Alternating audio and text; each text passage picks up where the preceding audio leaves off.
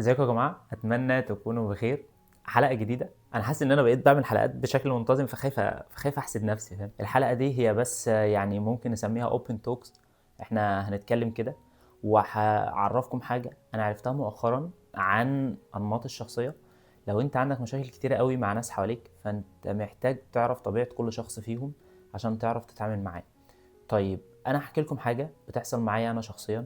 لما بكون مثلا مسافر، او بكون خارج مع اصحابي، او بكون رحت شغلي، بما اني مثلا بشتغل من البيت وبشتغل من الاوفيس، بعد كده لما برجع البيت بلاقي ان انا حاسس ان انا مستنزف جدا. يعني بجد مش ببقى عارف اتعامل مع حد تاني. اول ما ارجع البيت ببقى عايز اقعد في اوضتي، ما اتكلمش مع حد لفتره.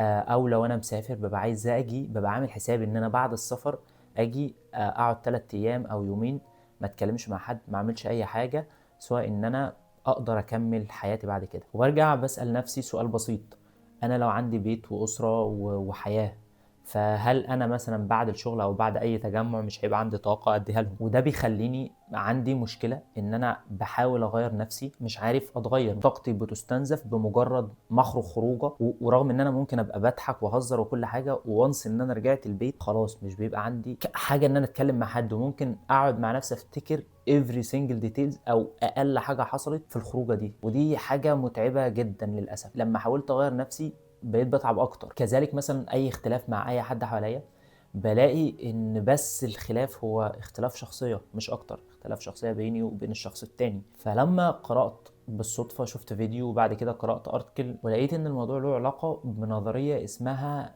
The Big Five Theory. بيعرفك ان كل شخص مختلف عن التاني. كل شخص ربنا خلقه له نمط معين او سوفت وير معين. السوفت وير بتاعك ده ممكن ما يبقاش زي التاني، ممكن ما يبقاش زي التالت، ولكن هو حاجة له علاقة بالجينات بتاعتك. انت طبيعتك كده، ربنا خلقك بالشكل ده بالسوفت وير ده. فالسوفت وير ده مش هنعدله، ولكن هنعرف نتعامل معاه. فانا هقولك ازاي تعرف النمط بتاعك، وتعرف ازاي تتعامل معاه عشان تعرف تختار ناس شبهك، سواء بقى في صداقة او في علاقة او ايا كان الشكل اللي انت هتعرف نفسك بيه. وكمان لو حابب تقرأ المقال ده، انا هسيب لك المقال تحت في الديسكريبشن بوكس، بحيث ان انت تبقى واعي عن الصورة كاملة للنظرية دي. لان النظرية دي هو علماء النفس اجمعوا بتحليل شخصيات كتير قوي ان هما بيتكونوا من 5 انماط للشخصيه. كل سمه من ال5 بتعتبر نمط عام كده للتفكير والسلوك العام، وكمان ممكن تكون عالي في سمه معينه ومنخفض في سمه تانية. طيب انت هتستفيد ايه لما تشوف الفيديو ده؟ هتستفيد ان انت هتعرف نفسك اكتر، هتعرف دماغك دي بتشتغل ازاي، او ايه السوفت وير بتاعها، او طريقة تفكيرك. وبالتالي هتعرف تختار الناس حواليك، وهيوفر عليك جزء كبير من الاوفر ثينكينج الناتج عن تصرفات الناس. انا جايلك من بعيد فبقول لك هيوفر عليك كتير، لان فكرة التغيير هتستنزفك جدا. لو حاولت تغير الناس، او حاولت تغير نفسك، او حاولت تغير النمط بتاعك، بجد هتستنزف بشكل كبير، وهتحاول انك تغير طبيعتك اكتر من انك عايز تتعايش معاه. وكمان هتقدر تاخد شوية قرارات خاصة بيك او خاصة بعلاقتك او صداقاتك او ايا كانت هي ايه. فهتحاول تنظم لك الدنيا شوية، سبيشالي لو انت عرفت انت طبيعة شخصيتك ايه. طيب طولت عليه، خليني اقول لك ايه هما ال5 صفات دول او ال5 انماط للشخصيه. وكمان اقول لك كل نوع بيبقى تركيبته عامل ازاي، وانت ممكن تريليت ده بشخصيتك او بتصرفاتك. اول حاجه هو مسمينها الانفتاح او الاوبنس. الهاي اند بتاع الشخصيه اللي هي الاوبنس ايه؟ هتلاقي شخص دايما بيحب التجارب بقى، بيحب السفر، بيحب الحاجات المختلفه. مثلا لو راح مطعم معين هتلاقيه بيطلب اغرب حاجه في المنيو عشان يجربها. هو شخص غالبا بيكره القيود، وبيحب بيبقى عنده اهتمامات كتير قوي. اللور اند بتاعته هو شخص روتيني جدا، بيحب يروح شغله ويرجع من شغله راجل متدف كده، روتيني قوي، بياخد كل الامور بواقعيه ومش بيتخيل اي حاجه. فهو شخص عملي اكتر منه خيالي. سواء ده او ده، هو الامر ملوش علاقه بالذكاء، يعني ملوش علاقه ده ذكي وده مش ذكي، يعني هو مقياس بس لنوعيه التعامل مع الافكار دي او النمط ده. خلينا نروح لنمط الشخصيه التاني، وهو الانبساط او الاكسترافيرجن. الهاي اند بتاعته هو شخص بياخد طاقته جد كلها من تعامله مع الناس. هو هتلاقيه اول واحد بينظم الخروجه، بينظم الاجتماعات، بينظم السفر، واثق كده في نفسه، وبيحب يكون محور الانتباه، ويعني بيحب الناس والزحمه، وبيحب يكون هو العقل المدبر لكل حاجه. فانت هتعرفه من وسط شله كده، انت هتعرفه الشخص ده. على النقيض اللور اند بتاع الشخص ده هو ايه بقى؟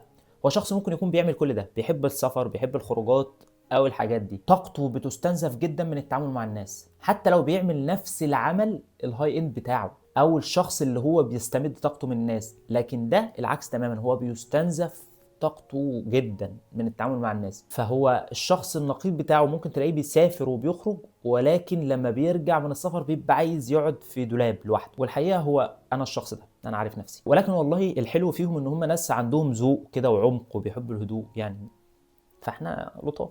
النمط الثالث هو التوافق او التوافقيه او الاجريابلنس. هو شخص لطيف جدا، متعاون مع الناس كلها، بيحب السلام، مش بيحب يدخل في صراعات. هتلاقيه دايما ماشي مع التيار، يعني مش هتلاقيه مره مثلا بيختلف معاك، لا هو بيوافقك في كل حاجه. يعني هو شخص مش صدامي، ومش هينفع تاخد رايه في حاجه بجديه لانه هو هيوافقك. يعني هو مش مهتم ان يكون له راي، ومش مهتم ان انت تاخد رايه، هو بس هيساعدك مش اكتر. يعني هيريحك في الكلام. على النقيض تماما هو اللور اند بتاعه. هو شخص ممكن يكون صريح جدا او حاد او دبش زي ما بنسميه، ما بيهتمش قوي بارضاء الناس، ومش بيخاف خالص من المواجهه. فهو شخص صدامي يعني، ولكن هو شخص ممكن تاخد رايه في حاجات كتير. 4 هو الضمير والانضباط. الانماط دي ملهاش علاقه بمسمياتها، لان المسميات دي كلها يعني هم مترجمينها مش اكتر.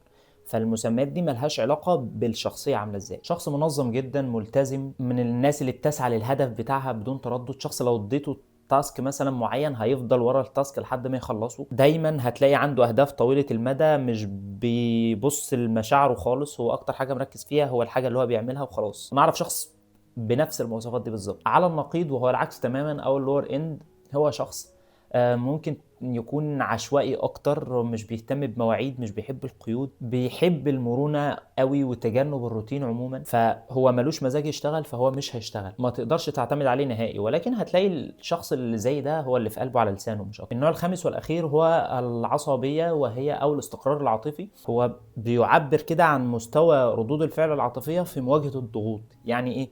يعني الهاي اند بتاع الشخصيه دي هو شخص قلق جدا، بيتوتر بشكل كبير من اي حاجه. المشاعر السلبيه بتكون اقوى عليه او تاثيرها اقوى. يعني بيفكروا كتير جدا بخوف، وردود افعالهم بتكون مندفعه جدا. مش عنده طريقه للتحكم في مشاعره او ايموشنال ريجوليشن يعني. وده طبيعته لان هو بيقلق، هو طبيعته قلق. فهو السيستم بتاعه ان هو بيقلق، ولكن في بيئه معينه تخلي القلق عنده يزيد، وبيئه معينه تقلل ده شويه. لكن هو طبيعته هو شخص بيقلق، هو طبيعته كده. وبيعرف يتعامل معاه النقيض بتاعه، وهو شخص هادي جدا، ممكن يوصل لدرجة البرود. بيعرف ياخد الامور ببساطة وبيعرف يتعامل معاها. فبجد النظرية دي لو انت عرفتها كويس، النظرية هتعلمك تعرف نفسك اكتر، وتعرف انماط الناس حواليك، سواء بقى صداقات او علاقات او ايا كانت المسمى. وهتعرف تتعامل مع الضغط من خلال اطار نفسي علمي. كل واحد فينا عنده مزيج مختلف من الخمس انماط دول، ولكن الانماط دي ممكن تكون قوية في بيئة معينة واهدى في بيئة تانية. وبس كده، اتمنى تكون الحلقة عجبتكم. ما تنسوش طبعا لو عجبكم الفيديو تعملوا لايك وشير وسبسكرايب، وتستنوني في الحلقة اللي جاية. وما تنسوش تقولوا لي انتوا شايفين شخصيتكم النمط بتاعها ايه. انا بجد هقرأ كل تعليقاتكم، وهنتظر ان انتوا تقولوا لي كده. اشوفكم الحلقة اللي جاية. سلام.